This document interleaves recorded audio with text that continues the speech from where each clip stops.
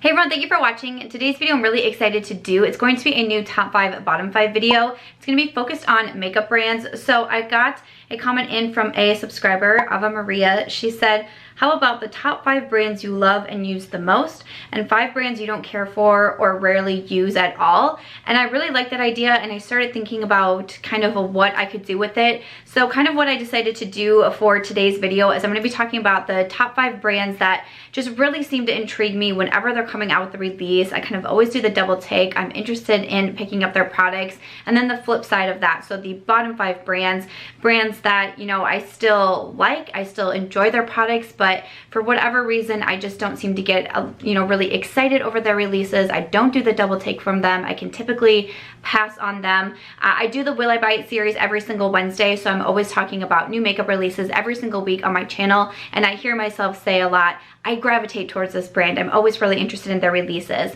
And then I also hear me say the flip side. I just am not drawn to this brand. I can just, you know, tend to pass things over from them. So I thought it would be fun to break it down into a top 5, bottom 5 category. I was thinking about making this a tag video. I'm kind of terrible at calling videos tag videos, but if anyone would be interested in doing this type of video, I might throw tag in the title. Maybe I'll tag a few people in my description box. It'd be interesting to hear different people's brands and different reasonings, and maybe what calls to them, what doesn't call to them, and why. So I just thought it'd be fun to sit down and chat about this topic. Again, thank you to Ava for sending in this suggestion, and why don't we go ahead and get started. So I came up with quite a few in each of the categories, and then I really tried to narrow it down to like the final 5 here. So I'm gonna go ahead and kind of get the bad out of the way, if you will. I'm gonna do the bottom 5 first. And again, a lot of the brands that you're gonna hear me talk about on this list, I still do like, or I enjoy certain products from them, just for whatever reason. Generally when they come out with their new releases, I just don't seem to get very excited about them, and I can kind of pass them over, and I'm just gonna explain my reasonings why. So first up, I feel like I say this and I talk about this brand almost every single week in the Will I Buy It videos. They come out with a lot. They come out with a lot of collaborations, and I just catch myself saying almost every single time, I just am not drawn to this brand a lot. I just do not gravitate towards this brand, and that's BH Cosmetics. And what's really interesting to me is that I used to buy from BH a ton. When I was really starting to grow my makeup collection, a lot of the products in there were from BH Cosmetics. A lot of the brush bundles, like a lot of the brush sets that I first had in my collection were BH because they were more affordable. And when I was first really getting into makeup, and especially like starting my YouTube channel, I really had no idea how to do makeup yet. I really struggled, so I definitely gravitated towards brands that were more affordable, the drugstore brands, because it was just easier for me to learn. It was so awesome to be able to buy a big brush set with tons of different brushes, a nice case for like, you know, $10, $15 on the BH website, and really learn my preferences. Okay, this is what this brush does. This is why I want to use a brush shaped like this, and so on. I definitely bought a lot of their eyeshadow palettes. I have bought a lot from BH, and I still recommend them. Even though I don't necessarily gravitate towards them anymore, I still think that they have nice products. I still think that they're nice and affordable. Like I said, they do a lot of collaborations. You know, they've done collabs with one of my favorites in the YouTube space, which is Carly Bible, and I've bought those collaborations because I've been very excited for them. But I just noticed, you know, every week talking about BH, I just can tend to pass over them. So again, I like the brand. I still recommend the brand, but I just don't gravitate towards them a lot anymore. Don't play the drinking game of every time I say gravitate, okay? Just don't. Don't do it. Alrighty, so next up is a brand that, and when I was really starting to brainstorm all the different brands, this one kind of popped out at me for some reason. That is Lorac Cosmetics. Now, Lorac was a brand I just never really got into, even before my YouTube days and even before I was really getting into makeup. When I think of myself, you know, several years ago, walking into Ulta Beauty and the brands that I gravitated towards, those brands were like Too Faced and Benefit. Those were 2 of my brands that I just went to a ton as I was kind of experimenting and learning about makeup. And I really think the marketing had something to do with it. You know, you would always see like the bright pink, and just like, it was just eye-catching when you would walk into a store. And I think that's why I really went to those 2 brands specifically that I can, you know, recall off the top of my head. But Lorac was just one that I really don't even feel like I heard a lot about until I was getting on YouTube. And you know, they're a fairly large brand and a brand that's been around for a while, and they have a lot of different releases. I just never really gave them a second look. I know a lot of people really enjoyed the Lorac Pro palettes, and again, as I was, you know, getting into YouTube more, I would hear people talk about the Pro palettes a lot and get excited for them. And I have bought a few things from Lorac. You know, I know I bought their brunch palette. I actually have gotten a couple items sent to me in PR from Lorac, which was really cool, like the Beauty and the Beast collection, the Pirates of the Caribbean collection, which was awesome. And I like some of the products from those lines. I especially like Lorac face products, like their cheek palettes and their face palettes that I've tried, I really have liked. But the eyeshadows have just been kind of so-so for me, and Lorac can tend to be at a higher price point. So especially after trying them, and even still when they would come out with new products or new collections, just nothing really would get me super excited. And then, you know, knowing that I've tried some of the items and, you know, I just couldn't get super stoked, especially about the eyeshadow palettes, I ended up kind of glazing over them when they would come out with their new releases. I also don't feel like they release a ton, which is kind of like a good thing, bad thing, because, you know, I definitely get overwhelmed with brands that just release. But at the same time, if you don't come out with new items, you can kind of get lost in the sea, you know, especially I'm thinking like of YouTube and so on. You can kind of get lost in the sea of all the new releases and, you know, all of the new hype and everything. So yeah, Lorac is one that I very rarely do a double take with. So the next brand that I have to talk about is another affordable brand, drugstore brand. And this is a brand that I feel like I hear a lot of people talk about, and they have a lot of good things or like favorite products from them. And I've tried items from the brand, but I've never really found that, you know, the product that I just get so excited for that makes me really loyal to the brand, and that is Makeup Revolution or Revolution Beauty. I know they've kind of rebranded and changed their name, but I still kind of see them talked about as both. But for Revolution Beauty, I believe I first found the brand because they created a dupe palette to the Kat Von D Shade and Light eyeshadow palette. And I was on YouTube at this time, and I loved my Shade and Light palette from Kat Von D. It was one of my first like real high-end palettes that I was purchasing, like because of YouTube. Like YouTube made me buy it, and I really got on with that palette. And at this time in my YouTube days, the dupe videos were like, you know, super popular, and I mean they still are, but a lot of people were trying to see, is this a dupe for Kat Von D? And I was like, I want to see if it's a dupe too. So I went to my Ulta Beauty and I purchased it to test it out. That's kind of how I, you know, knew Makeup Revolution, was they were kind of duping a lot. They duped Kat Von D. I know that they did one with Too Faced too, and that was kind of their like aesthetic for a while. That was kind of the theme of their brand, is that they were duping, you know, higher end products. And over time, I've kind of gotten away from that. I don't love it so much, especially when brands are like exact copying another product. I don't love that. You know, if someone came out with my exact same book but only changed the name of the characters, like I think that would be pretty odd, you know? So I don't mind, you know, like similar products, or, you know, taking maybe like a color theme or something and trying to do your own thing. But when it was like exact the same, and I think so Kat Von D was the Shade and Light palette, Makeup Revolution was the Light and Shade palette or something, like, you know, like it was just really similar. So I think that's kind of what made me back off from Makeup Revolution a bit. But now they seem to kind of have their own thing going on. I don't see them doing the duping as much, but I still haven't really found anything from them that I really enjoy or am ride or die for. I went out and bought the Conceal and Define Concealer, I think it is, because so many people were raving about it. I think it's okay. I went on to purchase the foundation to kind of match the concealer. I didn't like it at all. I did recently declutter a highlight from them that, again, I thought was okay, but nothing super special. I did purchase the collaboration with Emily Noel. I purchased the face and eye palette because I thought that that was a cool collaboration, but just really nothing gets me super stoked, again, from Makeup Revolution that makes me feel like I have to be really loyal to the brand and purchase a lot from them. So again, I've tried out products from them and I like them, but not a brand that gets me like amped up. Next one is Smashbox Cosmetics, and Smashbox is a brand that I do quite like. I have bought a lot from Smashbox. I've really liked a lot from Smashbox. The Pearl palette that was in collaboration with Casey Holmes continues to be a favorite of mine. I think the Smashbox liquid lipsticks are really good.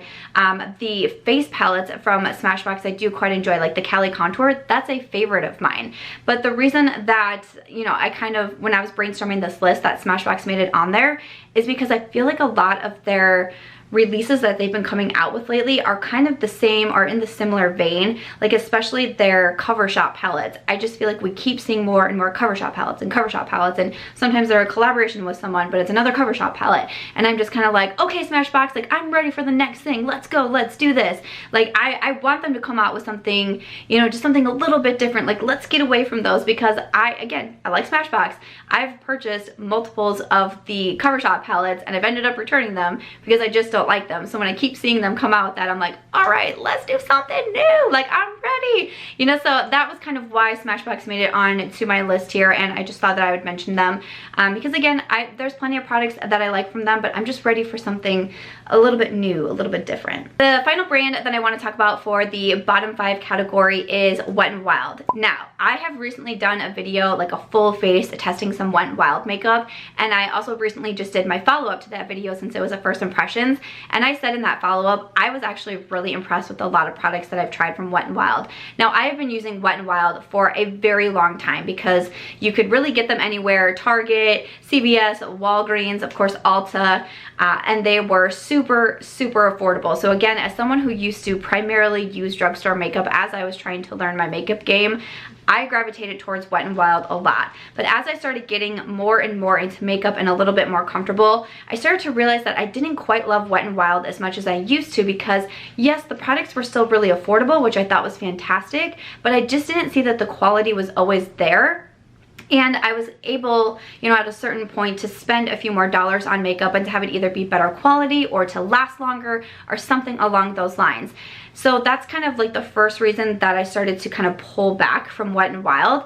And I think another reason too is that Wet n Wild releases so many really large collections and very close to one another that it gets really overwhelming. Even in my weekly Will I Buy It series, when I try to touch on these huge collections that brands are releasing and they release one, you know, it seems like every other week, it just gets to be a lot, and it kind of makes me like, well, it's just another collection. Like maybe something will really call my attention in the next collection. I don't have to purchase anything from here. So that's kind of why Wet n Wild, I tend to glaze over them with their really large collections. But I will say, again, you know, I posted those videos recently. I can link them down below. I was pretty darn impressed with some of the products that I was trying.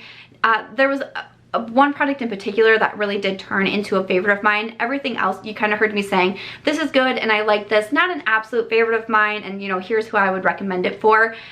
So they kind of fall into like that category for me, but still a brand I like, still a brand that I enjoy testing out and, you know, finding products that I can recommend, but not necessarily a brand that gets me to do that double take every time. Okay, before I switch over to the top 5 category, I did want to, I try to say this closer to the beginning of the videos, but I did film this look here for YouTube. So if you are curious about this one, this was Friday's video with my chatty get ready with me using the products that I used in my April, the products that I pulled from my April Shop My Stash. So that video will be linked down below. Okay, so moving over to the top 5 category. So these are the brands that just really kind of call my attention whenever they're releasing something new. I tend to get excited. I do the double take. I buy a lot from them. I get really excited for their releases and so on. So the first brand, and this was the first brand that I wrote on my list, just kind of who popped into my head, is Anasazi Beverly Hills. Anasazi is another brand that I've been buying from for quite some time. I think even before my YouTube days, you know, I kind of knew Anasazi. I would see her in Ulta, I would see her in Sephora, and I was always interested in the brand. And I think one of the things that interested me even before I was really getting into makeup was just kind of the aesthetic. Anasazi to me has just kind of always been like classy, you know? And even as, you know, a 20-year-old, 21-year-old walking into Ulta and trying to build up my makeup collection, I wanted to be like Anasazi Beverly Hills. You know, I wanted to have that kind of class that I felt like the brand kind of exuded, if that makes any sort of sense, or if anyone can kind of feel me on there. But it was just funny because, you know, I would, you know, get called to the bright colors and to the fancy marketing, but then on the other end I was like, ooh, but I kind of also want to be like that brand, you know? So I think that's one of the biggest reasons why Anasazi would call out to me. But I've just noticed as I've been, you know, purchasing the releases throughout the years, there's been a lot from Anasazi that I've really enjoyed. The brand definitely has misses for me, just as every brand has hits and misses, but especially with the eyeshadow palettes, which, you know, being on YouTube, eyeshadow palettes tend to get the most hype. People get most excited about the releases. releases, about the first impression videos and whatnot. So just knowing how much I love the eyeshadow palettes kind of always makes me double take when Anasazi is coming out with new releases. And you know, the Riviera palette just released recently, and even though it's a very colorful palette and maybe not always a me kind of palette, I still was, you know, I was still looking at it the day it released. I was super excited to see the inside of the palette. I was super excited to see the swatches of it, and I did go out and purchase it. So Anasazi has been a brand that continues to turn my head throughout the years. So the next brand that I have to talk about is Marc Jacobs Beauty. Marc Jacobs is a brand that is definitely very pricey, but there's been a lot of products that I've tried from Marc Jacobs that I just enjoy so much. I've kind of always been familiar with Marc Jacobs. Like, I would see them in Sephora and such, but I was always like, hey, no to that price tag. And how I really started getting into the brand was I used to purchase the Sephora Favorites lip collections quite a bit, especially the Give Me Some Nude Lips. I used to do those unboxing videos and swatching videos on my channel a ton, and Marc Jacobs would be in there every once in a while, so I would get minis of the lip products. And I've been so impressed. Like, the lip products impressed me so much from trying out, you know, mini sizes or samples or something, that I've gone on to purchase, you know, full sizes or more minis. Fantastic bronzer from Marc Jacobs. Continues to be one of my favorite bronzers. I enjoy it so much. So even though I can't purchase everything that Marc Jacobs comes out with, because again, the price tag is a little bit higher, still very consumer conscious in that way, but sometimes I just can't resist and I have to pick up something from Marc Jacobs. But again, a lot of the collections that they release, I do the double take with. Again, I think it's like that aesthetic thing. It's kind of like a classy brand to me. That's kind of what I get from the vibes from when they release things. So no matter what, whenever I see a new post on Trend Mood that it's Marc Jacobs, I'm like, ooh, what is that? And I think that Marc Jacobs releases at a really good rate. I don't think that they release too much. I don't think that they release too slowly, that you kind of like lose interest in the brand. I feel like they have like a really like good timeline of their product releases where I still get excited, and they just have some really beautiful packaging on their products. And again, because I've, you know, tested out so much from the brand and bought so much from the brand myself, and I really find a lot that I enjoy. Again, there's been misses, but I really have found a lot that I enjoy. It just kind of always makes me gravitate towards them when they come out with new releases. So the next brand that I want to talk about is Colourpop Cosmetics. Now, I give Colourpop a hard time sometimes in my Will I Buy It videos because they are a brand that does release a lot. They have huge collections coming out so often, but Colourpop really nails it for me in a lot of different categories. So I kind of compare Colourpop and Wet n Wild because both are very affordable brands, but Colourpop to me just comes out with more, I don't know if I want to say consistent releases, but releases that I just think are really, really solid. Once they started coming out with their pressed eyeshadow palettes, it was kind of like game over with me for Colourpop because I can't resist a lot of what they come out with, and I just find those eyeshadow palettes especially to be so good. I do like a lot of their lip products. I mean, they have a lot in their collection now, from the foundations to the concealers. You know, I found Colourpop back when they only had a few Super Shock products like the eyeshadows and the blushes and, you know, some of the lip products. That's kind of when I started purchasing from Colourpop, and I was just so excited to find something super affordable.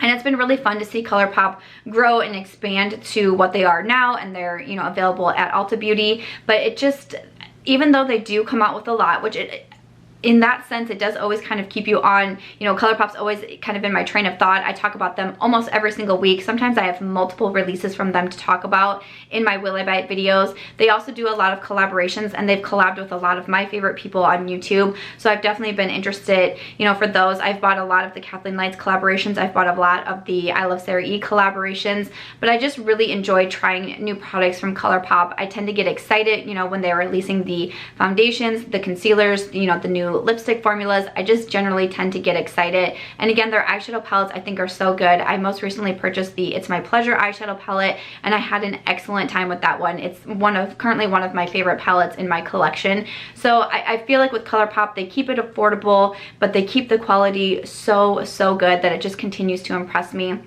They do release quickly, but I feel like they release a lot of what people are wanting to see. Like with the Just My Luck palette that came out, you know, they hear we really want a green palette, and they are able to get on it, you know, pretty quickly and release something like that, and again, still keep it in the affordable price range. So even though I give Colourpop a hard time sometimes for coming out with so much, they just still, to me, they just still kill it with their marketing, with their prices, and with the releases that they come out with. They keep it interesting. Another brand that seems to just catch my attention a lot with their new releases is Milk Makeup. I think a lot of this is because of Milk Makeup's kind of packaging, and again, their aesthetic of the brand. It's just kind of different from what we see. You know, their packaging is just really different. When I was getting to know Milk Makeup, it was a lot of their stick products, even their, you know, the skincare that was the stick products, the blur stick, you know, they have the highlight stick.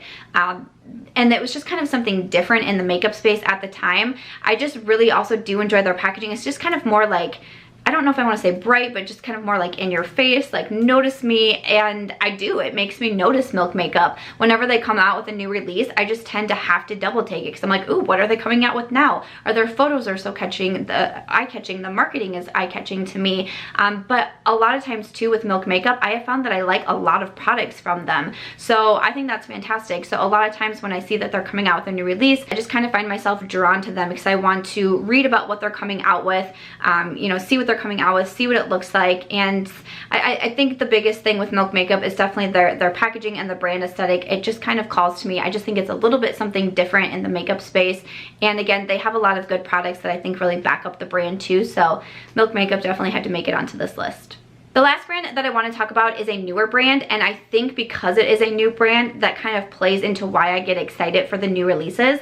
This is Lawless Beauty. I've talked about Lawless Beauty quite a bit on my channel. I've purchased a lot from Lawless Beauty. I've recommended a lot from Lawless Beauty. Again, hits and misses with the brand, but I tend to really gravitate towards them and really quite enjoy them. I have found the founder pretty darn interesting, Annie Lawless. I follow her on Instagram as well. I've kind of looked into her and saw just kind of like what a girl boss she is and what she's done with her, you know, different careers and how that got her into the makeup industry. And I just think it's like really motivating to read that kind of stuff. You know, I like to listen to podcasts right now. I'm really into podcasts, and a lot of them are about like female entrepreneurs and, you know, building each other up, and I think that's really cool. And I've seen Annie do that on her Instagram, not only with her, but she's really supportive of other, you know, female entrepreneurs in the makeup space and beyond. She's been actually very supportive to me. She follows me on Instagram, which I was like, oh, what, how? Why? And we've actually been able to have a few like private DMs on Instagram, which is just, I mean, it's super cool. And as someone, you know, who's just a small YouTuber living in Iowa and also writing books, to be able to have conversations like that with someone who owns a brand that's in Sephora, it's just really cool. Like, it makes you feel like maybe I'm doing something right. Like, you know, if I got noticed like this. So I think that's really awesome. But a lot of the products from Lawless Beauty I have really enjoyed. They first came out with liquid lipsticks, and I fell head over heels for these liquid lipsticks. Again, because they are a newer brand, they don't have a full range of products yet. I tend to get excited because I'm like, oh, what is she gonna release next? You know, what's next, you know, down the chute for Lawless Beauty? I can't wait. So it's fun to see them, kind of like what I said with Colourpop. It's been fun to see them expand over the years. I'm really excited to see where Lawless Beauty goes, what they're gonna do next, you know, what they're gonna come out with next. It just gets me really excited. So a lot from Lawless Beauty tends to turn my attention for the reasons that I mentioned, but I think it's gonna be really fun to watch them expand and grow in the coming years here. And yeah, just a brand that catches my attention. But after that, that is going to wrap it up for today's video, this top 5 bottom 5 video about brands that just kind of call my attention, make me do the double take, brands that I gravitate towards. I would love to know some of your, you know, top 5 bottom 5 in the comments down below. Do we have anything in common? I would love to have some discussions down there. And again, if you have a YouTube channel and you want to do this, I might throw a tag in the title, but otherwise, if you'd like to do this video, I would love to see it. Again, thank you to Ava for giving me this video suggestion, kind of spurring this idea on. I appreciate it so much. If you guys ever have video ideas for me, please do leave them in the comments down below, because I appreciate them so much. But other than that, if you guys did enjoy this video, or you found it entertaining in some way, please make sure to give it a thumbs up. I hope that you'll also consider subscribing before you go, and I'll catch you guys in tomorrow's video.